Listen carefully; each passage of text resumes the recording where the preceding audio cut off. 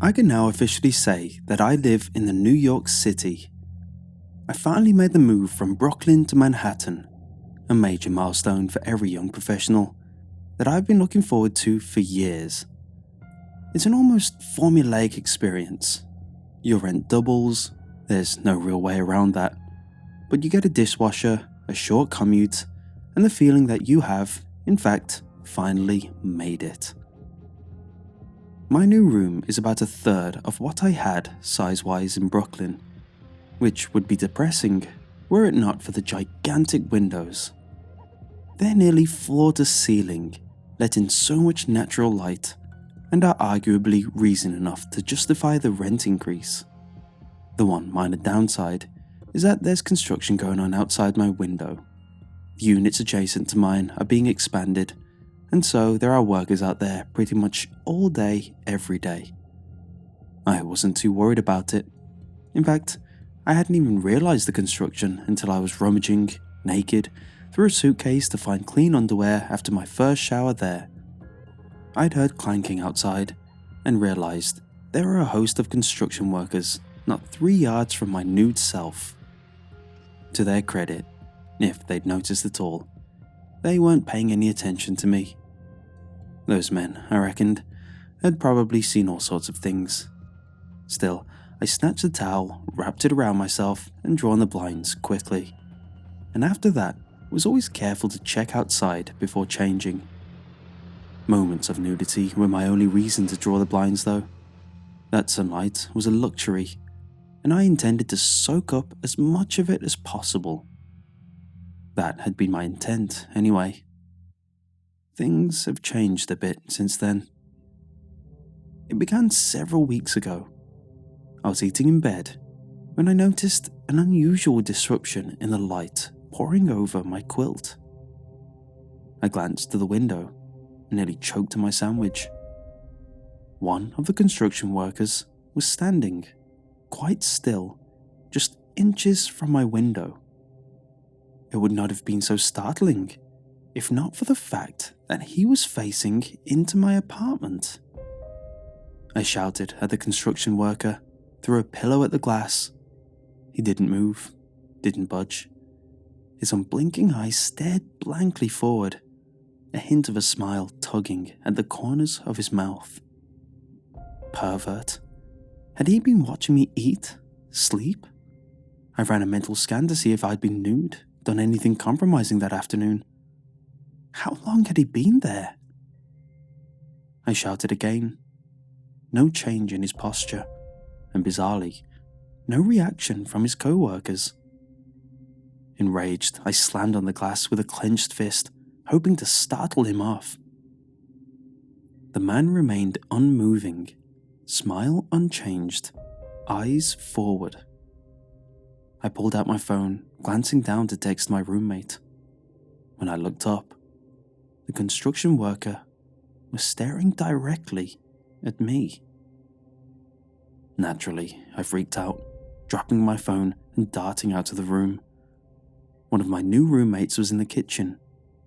Upon telling her about the stranger, she rushed into my room, phone at the ready. I stayed in the kitchen. She came back a moment later. There's no one out there. He was just there. I pushed past her back into my room. The leering construction worker was, indeed, gone. What the hell? I scanned the workers in the area. No sign of him. Maybe off on lunch? My roommate offered before leaving the room. Look, I've got an appointment at 1, so I'm headed out, but text me if he comes back. I told her I would. He didn't come back for the rest of the day, but when I opened my eyes the next morning, he was there. Same pose, same posture, but this time standing about a foot to the left. Closer, I realized, to the head of my bed. I called the front desk, the concierge as they call it, and they sent someone up to investigate. I didn't take my eyes off of the man. All I could hear was my own breathing and heartbeat. I was so focused, that I nearly jumped out of my skin when the doorbell rang. He was tall and broad, and hopefully would pose a more intimidating presence than my 5'4" frame could. I led him to my bedroom, only to find that once again, the watching man was gone. I apologized profusely to Jay, who was incredibly kind about it and told me not to hesitate to call again if the man came back. The third time it happened, I called the concierge once more. They contacted the construction company, letting me know that I should be hearing from them in 2 to 3 business days regarding the matter. This was on a Thursday, so I knew I'd have to contend with a watching man for the entire weekend before hearing from them. And so, we established a pattern, the watching man and I, while I waited on the construction company's call. Every day, first thing in the morning, he would show up, each day a half hour earlier than the day before. I knew this because I'd stopped sleeping, which made it far easier to track his schedule. Each day he moved closer to the head of my bed, at first in increments of a foot or so, and then in distances of 6 inches, 3 inches, 1. And each time I brought another person into the room, he would be gone. I began trying to trick him. I'd sleep on the couch. I'd hide a friend behind me upon entering to try and catch him off guard. Nothing worked. He was, somehow, outsmarting me each and every time. On Tuesday morning, I received a call from the construction company. They interviewed me extensively. This situation was bizarre in many ways, they told me. My description of the watching man did not match the profiles of any workers assigned to the site. Stranger still, they were only supposed to be 5 men working on the building.